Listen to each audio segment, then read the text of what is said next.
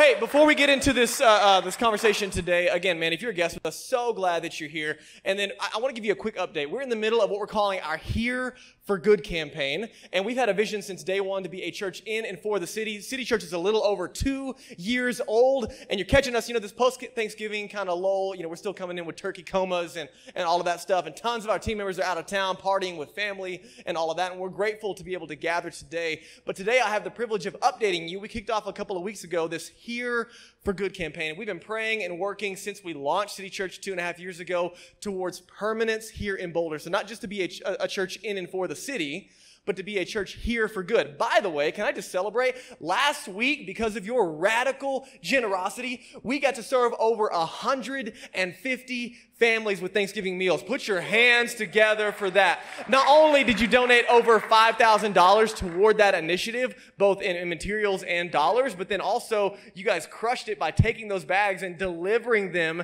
to some pretty challenging locations at times here in Boulder. We had complexes we were locked out of and all kinds of crazy stuff, but you guys crushed it. I'm grateful to be a part of a radically generous church. Because of your radical generosity, we have a partnership with lots of different amazing partners here in Boulder, like Crestview Elementary and the Boulder Homeless Shelter and AFA and Harvest of Hope. We do a lot to make a difference in our city with those that are already the heroes in our city. You guys with me on that? And then this week, I just want you to know, because of God's favor toward our church and in this city, Crestview Elementary reached out to us with a pretty massive need. And I just want to celebrate that there's this family that we have the privilege of serving as we go into the Christmas season. But I want to celebrate with you that Crestview trusts us enough that they know that we're here for them without agenda, that they reached out to us first to help with this need for this family that's been battling cancer and just had a really, really hard year. And so can we just put our hands together for God's favor here in City Church and in the city? I'm just grateful for you guys. And as we talk about Here for Good, there should be little booklets. If you're new to this conversation, there's little booklets in the seat backs in front of you. There's also some information on in the lobby there. And again, this is our effort toward permanence. And so our effort is to purchase the current property that we're in right now. And we also have some other opportunities lined up, and some amazing things are happening quickly. And so if you're new to this conversation, we started praying about it, and we decided to put our hands toward the effort of raising $1 million toward owning the property that we're in right now and towards permanence here in Boulder. And so today we're calling it Commitment Sunday. This has just been a space to pray and really ask God if He wants you to give. We said it from the beginning, and listen, if you're a guest with us, I'm just catching you up. Don't feel obligated to be a part of this, but understand that the invitation has been pray about it, ask God, and then do whatever He tells you to do. And if God doesn't tell you to give, then don't give.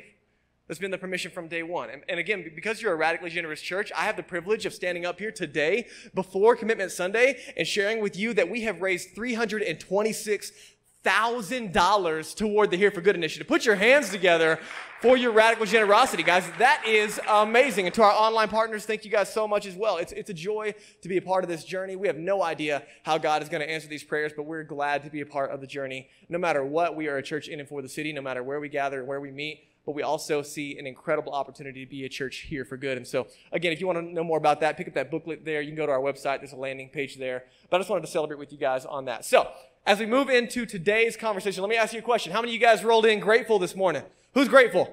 Right, this would be awkward not to raise your hand in that moment, right? You're like, oh, I'm grateful, even if you're not. Right, so we're in this season of gratitude and Thanksgiving, and you got all that stuff going on, which is cool. And gratitude is an amazing practice, isn't it? Have you ever thought about what gratitude does inside of you and what it does through you? Have you ever thought that gratitude is one of those weird practices that is mutually beneficial? Like it benefits us. It does something inside of us, kind of gets our eyes, out of criticism and towards, up off of ourselves and looking at the good. But also gratitude towards others, when it's expressed, it actually does something in them too, right? I mean, how many of you love it when someone expresses gratitude towards you? And when you get a simple thank you, you're like, man, it feels so good to be recognized. And it's interesting because gratitude and feeling thankful, right, they're not necessarily the same thing. It's one thing to feel thankful internally. It's another thing to express gratitude. Does that make sense to you? Right? And so a lot of times we can feel thankful, but sometimes we fail to express that gratitude, don't we? And so at times, we have this holiday that we're in, and that's cool. It's kind of an intentional way to promote and think about gratitude. But if you're like me, that doesn't necessarily last the rest of the year. You know what I mean? Like you might have some moments of just reflecting on gratitude over the year, but it doesn't necessarily carry you into next week or the busyness of December or going into the new year. And so what's unintentional, I think at times, at least in my life, I don't know if this is true of you, but when it comes to gratitude, a lot of times I can feel thankful and then I fail to express that gratitude to others. It's like I forget to close the gap in my gratitude. And I think we lose out, and this is what we're going to talk about today, is in this ruthless elimination of hurry. Gratitude is one of those things. It's actually a spiritual discipline we're going to talk about today. It was not on my plan. By the way, I think we have the books here. Can you guys throw these up? Do I have the books? Yeah. Okay, so I don't have time to give you all of it today. But this book, The Ruthless Elimination of Hurry, has been an incredible resource to the series that we're in. Listen, out of every book I read last year, which was a bunch of them, this is number one on the list. Like if you're just looking for one book to pick up and just rock your world, that one right there would do a great service to your soul. Secondly, The Celebration of Discipline by Richard Foster, which I'm going to talk about a little bit today, has also been a massive, massive blessing to my soul over the last year. And so I've just given you resources since we can't cover everything today. And then lastly, Emily mentioned it, but we are digging in today into this Advent season, that 28-day devotional.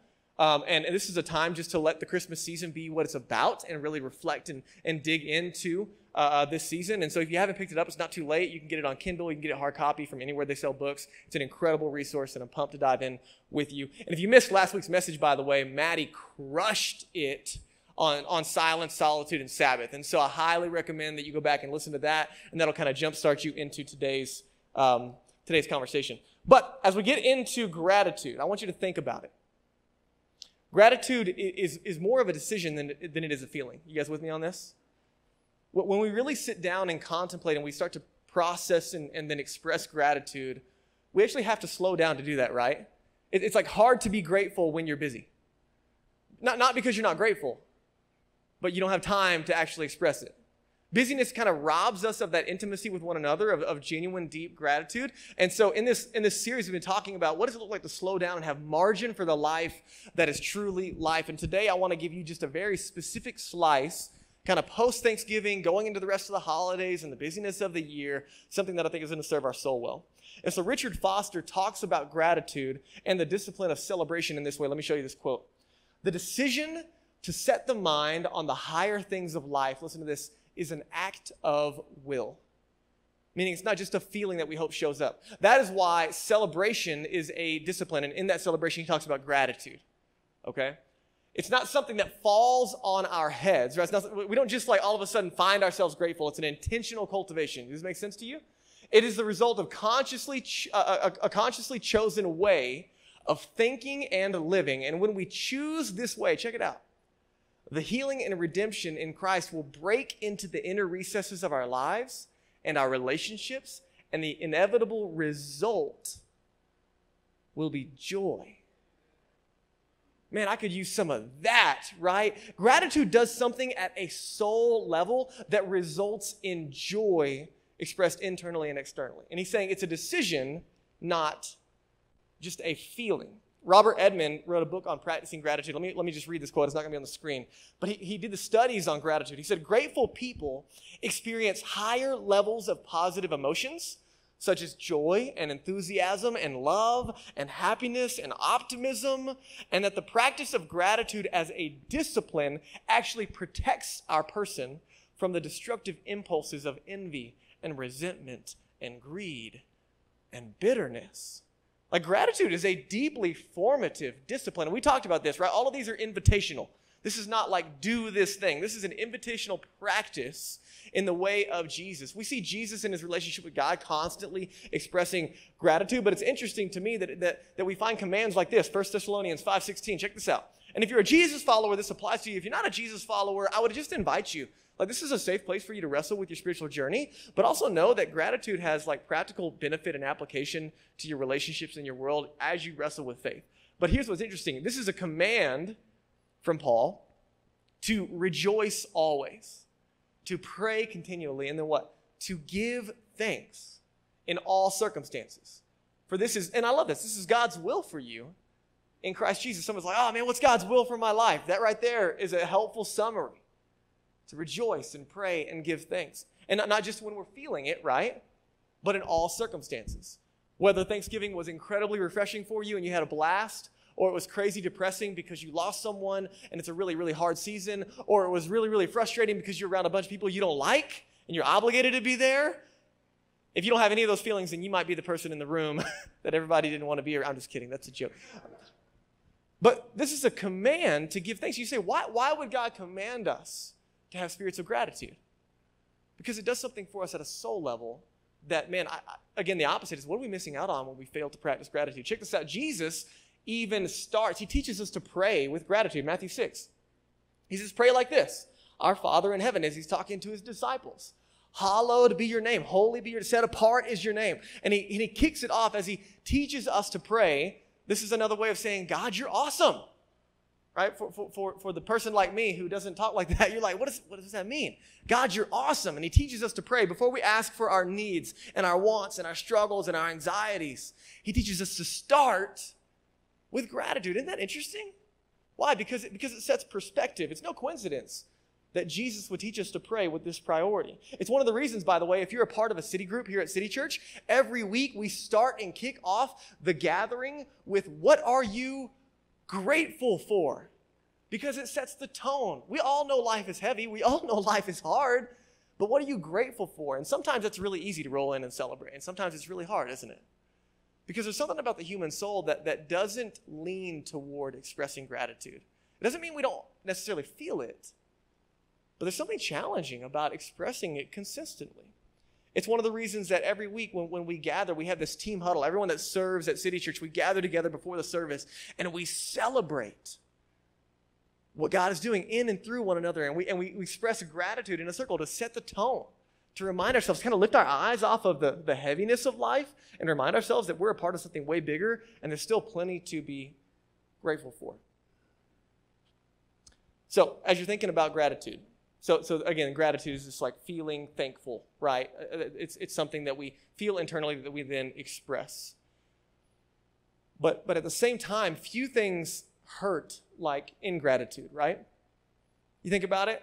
How many of you guys have been just kind of felt taken for granted before? Like it sucks, doesn't it? Like feeling taken for granted is a really, really challenging place to be. And one of the reasons is because it kind of feels like rejection. Right? When ingratitude comes, and again, it's weird, right? It's a weird conversation because when you start thinking about ingratitude, it kind of sounds like when someone's ungrateful, it kind of feels like they're acting like you owe them that. That's why, you just owed me that. I deserved it. Or it kind of feels presumptuous or arrogant, right? When someone's kind of ungrateful. And what's interesting about ingratitude is it's not that they necessarily did anything, right? It's normally that they just didn't do something. They just didn't say thank you, and it feels weird. And it gets awkward, right? Because if you address ingratitude, it feels really, really weird. Like, excuse me, where's my thank you? Right? I mean, it's okay when you do that to your children because you're teaching them to be grateful, but it's really, really weird when you do it to an adult, right? Like a little thank you would be nice, right? And it kind of makes you feel childish, doesn't it? To address ingratitude. Now, sometimes when our relationships are really close, you can have a genuine conversation around ingratitude and help somebody, but most of the time, your relationships at work or like distant family relationships or neighbors or whatever, or even, loose relationships at church, ingratitude kind of goes unaddressed. And what's unique here is what we're talking about is mostly a lack of words and recognition, right? It's not normally like this overt, like hard ingratitude expressed. Normally it's just a lack of something that we're experiencing. But here's the challenge. Ingratitude sits heavy when we're the victim, doesn't it? Like we feel it when someone is ungrateful. But what's ironic is like the offender is normally clueless, aren't they? Right? They have no idea. Or another way to say it is the recipient is always aware of ingratitude, right? But the culprit is rarely aware. That's that weird dance of gratitude and ingratitude. And by the way, gratitude goes a long way, doesn't it? Like with me, gratitude goes a long way. Well, so does ingratitude, but it goes a different way, right? But gratitude goes a long way. And as a Jesus follower, here's a challenge. I don't know if this is like this for your soul, but I struggle sometimes to be generous with my time, energy, and resources to people that are ungrateful. Do you? Okay, just me. Great. We'll have a little bit of confession today. It's this challenge in me that as a Jesus follower, I'm called to be generous regardless of how someone else acts. You guys with me on that? But it's still true that it is way easier to extend to extend generosity to people that are grateful, isn't it? Like it's just way easier to be generous when people are grateful. Now there's a danger in this conversation that when we're accidentally ungrateful or we kind of sit in ingratitude, it leaves a mark that maybe we're not even aware of, right? That's the problem with ingratitude is it goes unnoticed most of the time.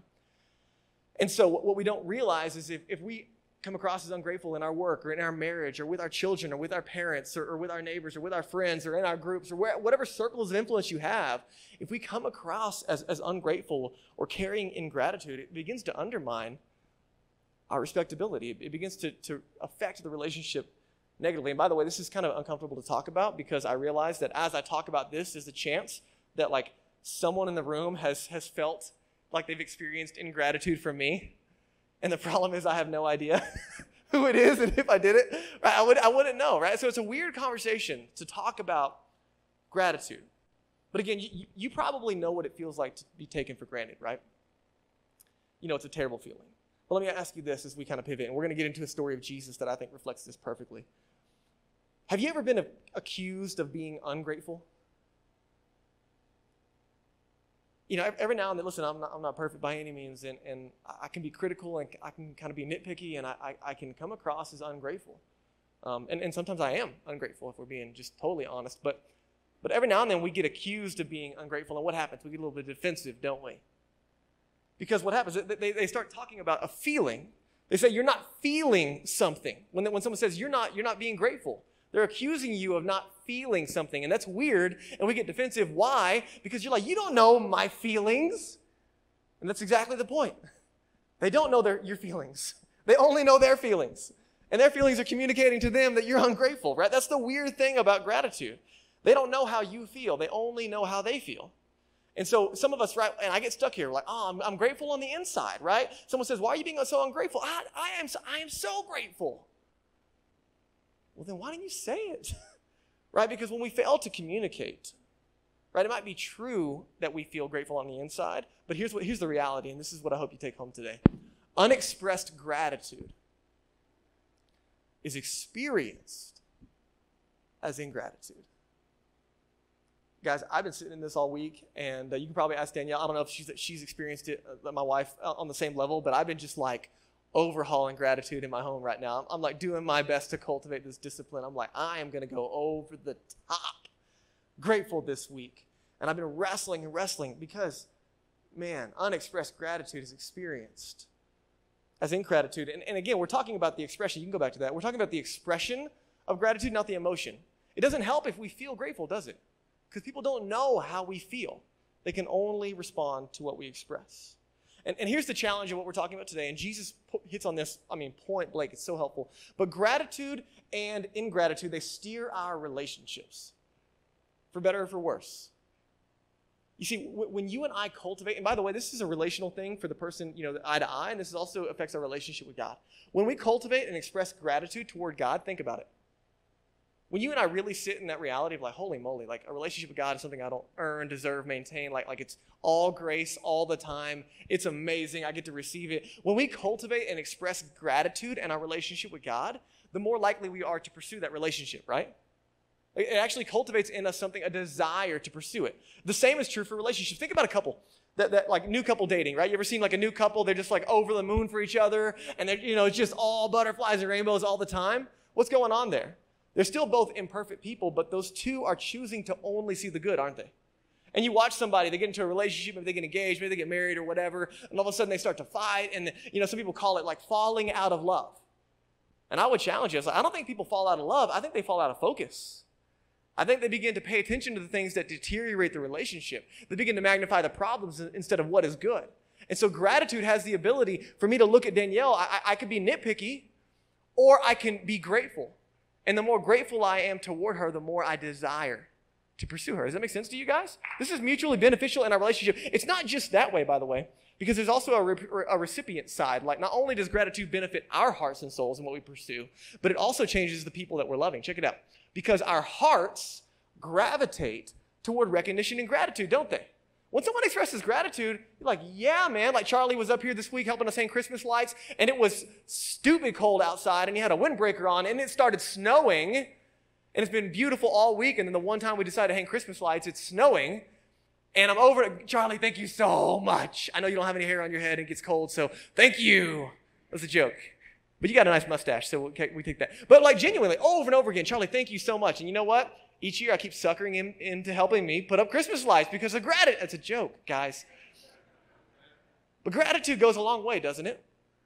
My kids, man, when they say thank you on their own volition, what does it do? Dude, it melts my heart. I'm like, dude, yeah, have another donut. My goodness, absolutely. Gratitude goes a long way because our hearts, now listen, I need you to understand, our hearts gravitate toward this, meaning it's not a decision. It's something that happens that we don't really think about when we receive gratitude. Now let's talk about Jesus and gratitude for a minute. Luke 17, check this out. This is a story that I think is super helpful in the principle of gratitude that we're talking about. One day, Jesus is on the way to Jerusalem, and he's passing along between Samaria and Galilee. And as he entered a village, he was met by 10 lepers who stood at a distance, and they lift up their voices saying, Jesus, Master, have mercy on us. Let's pause for a second. So understand the scenario. You got this colony of lepers, if you will, this little village of lepers that probably are on the outskirts, and they're coming into town. And you need to understand that, they got to be 50 feet from anyone at any time. And so they're standing a far way off, if you will, and they see Jesus. They probably heard about him at this point. But if you don't know about leprosy, I mean, this is an incredibly horrible social implication here. Not only are they deteriorating externally, but they're isolated internally. It's got, physical and emotional turmoil as a result of their leprosy. Again, it's a skin disease, highly contagious. There's no cure for it. And so they're forced outside of community. They're not allowed to live inside a community. And again, they have this external and emotional suffering. And again, they've been separated from family, from work, they're basically just not really alive and not really dead. They're just kind of in between, slowly dying. And there's no hope. And for them, I need you to understand their identity. I mean, they weren't known as people anymore. They were just identified by their disease, their brokenness, their problems. And maybe you know what that feels like. But for these guys, they have just been separated and they're broken internally. And I think it's kind of like that desperate times call for desperate measures moment. Like they've probably heard of Jesus, word has got around. And when they see him roll into town, they don't know. But they give it a shot. So from far off, they yell out.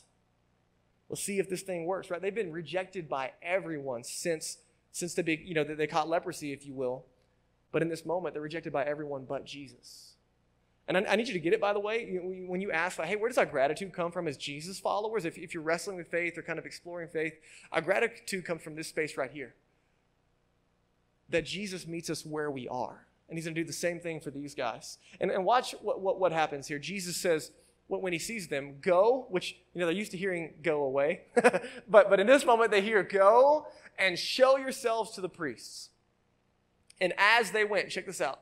As they went, they were cleansed. Now, this is interesting. A couple of things are happening here.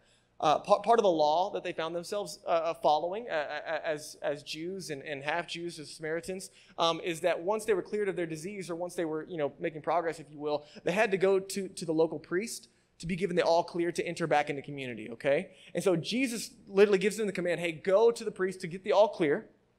But the challenge is he tells them to go before they're healed. You guys with me on this? And so he says, hey, go to the priest, show yourselves. And they're like, why? That doesn't make a lot of sense. But then in addition, I want you to imagine this. 10 lepers, they're going to roll up 10 deep to the priest. And then it says, as they went. So there's this unique faith thing going on. That as they go, they're healed. So as they take the step of faith, they simply choose to trust Jesus that maybe what he's saying is going to work. As they go, they're healed. They show up to the priest. And this is going to be a miracle, right? I mean, if you're the priest there and 10 lepers show up healed, like, okay, what happened?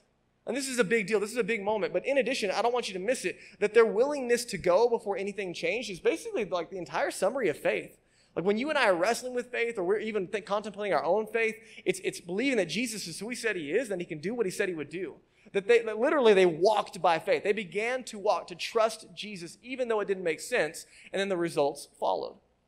And so as they respond to the promise and the prompting of Jesus, they then began to see the outcome. That's how faith works. You and I, at 15 years old, I made the decision to trust in Jesus, and then he saved me and changed my life. And this is where gratitude comes from for you and I as Jesus followers. Is that as we trust in him, he begins to do something in us we can't do for ourselves. Now watch what happens in verse 15. Then one of the 10, when he saw that he was healed, what did he do? He turned back. praising God with a loud voice. And he fell on his face at Jesus' feet, giving him thanks. And then Luke gives us this unique detail. He says he was a Samaritan. The most unlikely, these guys were hated, separated from Jewish community. There was massive racial tension. And Luke notes that the only one out of the 10, which we would assume, based on what he's saying here, that the other 9 were Jews, the only one that came back to say thank you was this Samaritan. I need you to get this. This one individual was not content to feel grateful. He made a decision to express it. You guys got that? He went back. Another way to say it is he went back to thank the one who enabled him to move forward. He went back. Listen, this is the summary of gratitude. This is what I hope you walk away with today. He went back and thanked the one who enabled him to move forward. It's what we do in our relationship with God. It's what we do in our relationship with others. Gratitude is about going back. In verse 17, check this out. Jesus says, in response, we're not 10 cleansed? Where are the other 9? Jesus wasn't afraid to talk about ingratitude, right? Where are the other guys? Was no one found to return and give praise to God except this foreigner? And Jesus is making a point here. He said to him, to the individual, rise and go your way because your faith has made you well. See, the other 9, they missed something, didn't they? Right? If you're a parent, you get this. If a kid gets a gift, what do you tell them? In the moment, say thank you. Right? In the moment, like right now, say thank you. Like there's this urgency to gratitude, isn't there? Like if you and I delay gratitude, eventually it starts to lose its meaning.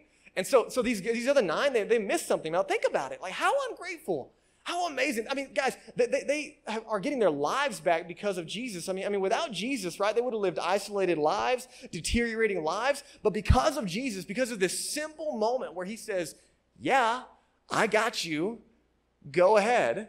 They get to go back to their families. They get to have their children back. They get to go to work again. They can worship again. They can be back in community.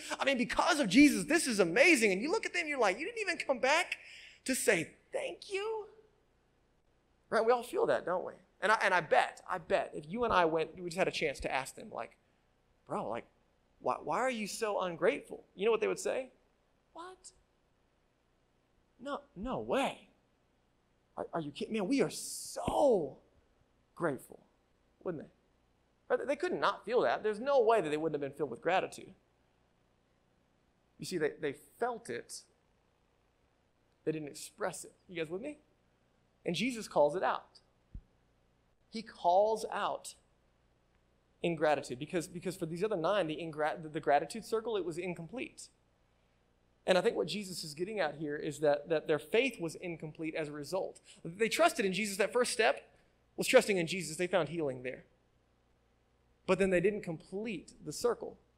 It doesn't mean that their faith didn't count, right? I think for you and I, like sometimes, have you ever found that your faith has holes in it? Like you trust in Jesus, and that's like one step. You don't really do anything to earn or deserve it. You just receive that gift. But then all of a sudden, sometimes you're like still unloving toward others. Or you still, kind of ungrateful toward your relationship with God. You don't pursue it. You get distracted, right? Sometimes our faith has holes in it, and I think that's what happened for these guys. It wasn't that their faith didn't start by trusting in Jesus, but then it kind of fell apart because they probably got distracted and excited and ran off and celebrated with their friends, whatever. But Jesus calls it out. And again, what was the point? Unexpressed gratitude, we already talked about it. It communicates ingratitude. That's Jesus' point. And I think the invitation, when Jesus says, hey, the invitation is to love God and people, one of the ways that we love God and love neighbor is by expressing gratitude. Does this make sense? Feelings don't accomplish what expressed gratitude can. So let me ask you this question as we close. I'm going to invite Daniel to come. As he comes, I just want you to just wrestle with a few things. Because I think these principles, they're probably something you're like, oh, that makes sense. Like it is for me. But then you start reflecting on your own life. Let me ask you this. Do you struggle to express gratitude just on your own? Like, are you better at criticizing or expressing gratitude? Because honestly, guys, I flip-flop. Sometimes I'm like, I can be really good at it. Other times I'm just terrible. Super critical. When I have plenty to be grateful for and express, but I don't do it. I think one of the reasons that we struggle with gratitude is that it feels like weakness. I want you to think about it. Gratitude is this space where we acknowledge that the role of other people in our lives. Like we couldn't be here without them. And it feels kind of like weakness in our American Western culture. But I want you to understand the reality. You probably know this, that you wouldn't be where you are without other people. That there is a debt owed in gratitude toward others. And it's not weakness, it's maturity to recognize that you and I need God and other people. Gratitude reflects a proper perspective. So here's my invitation today. Let's you and I be like the one. Let's be the one who goes back and thank the one who enabled him to move forward. Let's be the one that goes back. Listen, I don't know what your relationship with God has been like. If you're a follower of Jesus and you're kind of struggling, but what if the difference between passion and desire in your relationship with God is going back and reigniting that relationship by expressing gratitude? What if gratitude brings you back to the why, the right motive of sitting with God and being with God? What if you and I consistently go back to the people who have helped us move forward and express gratitude? Think about it right now. Who has helped you? And there's some obvious ones, right? Like maybe your parents, maybe some friends, maybe someone at your work. Who has helped you? But then again, think about it right now. Who is helping you right now today? Here's the beauty of this conversation.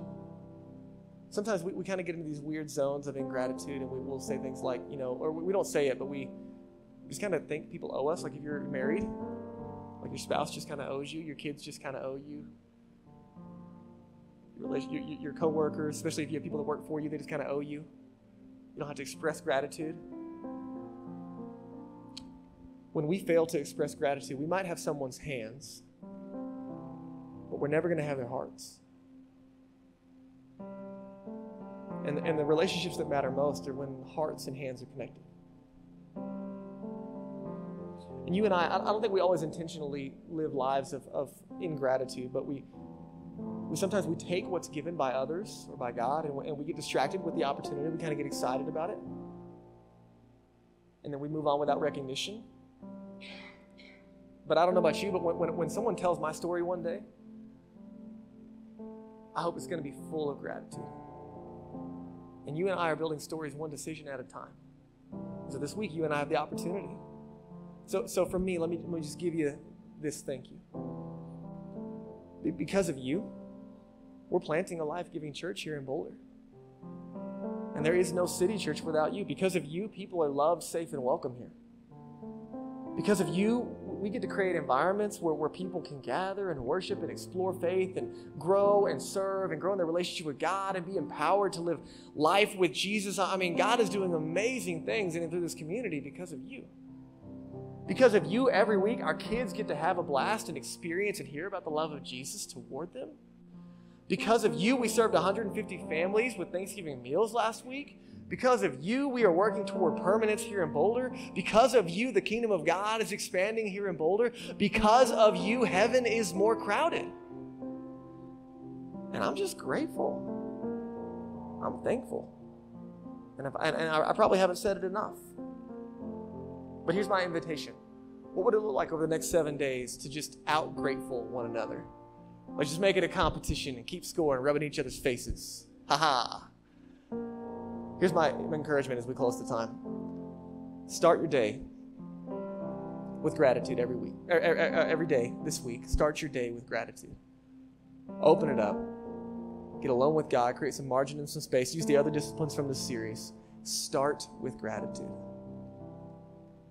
And then fill your day with gratitude. Look for every moment possible to extend gratitude to someone else. Here's the deal. This is mutually beneficial. Not only is it good for your soul, but you have no idea how one word of encouragement, one moment of expressed gratitude could literally change someone's life. Don't take for granted the 15 minutes after the service when you're hanging out in here in the lobby and outside, how one expression of gratitude could turn something around. Let me pray for you. As we close our time, if you just bow your heads with me and close your eyes, this is just a moment of privacy and reflection. And as you reflect in your own life, again, just kind of wrestling in your own heart and mind, is there someone you need to extend gratitude to today? right now during the service. Maybe it's sending a text. Maybe it's making a note so you don't forget. Maybe there's something that you missed, something God put on your heart. Like, man, that's a moment to go back and close the gratitude loop. Maybe your relationship with God has been struggling and you just had a kind of a hard perspective on things being good. And we're called to give thanks in every circumstance. And maybe that's the shift that your heart and your soul need to kind of light that fire of your relationship with God, of growing intimately and consistently. Or maybe you're in the room and you're kind of wrestling with faith and you're not really sure what you believe, why you believe it, where you stand on this whole Jesus thing. And I want you to understand that gratitude is not something we have to manufacture. When Jesus invites us to love God, it's because he first loved us, Jesus said. That we love God because he meets us where we are. That he sent Jesus to die on the cross for our sin, to be buried and rise again, to be able to save us and set us free. And in trusting in Jesus, much like the lepers just took that one step without seeing change. You and I, we take one step toward Jesus.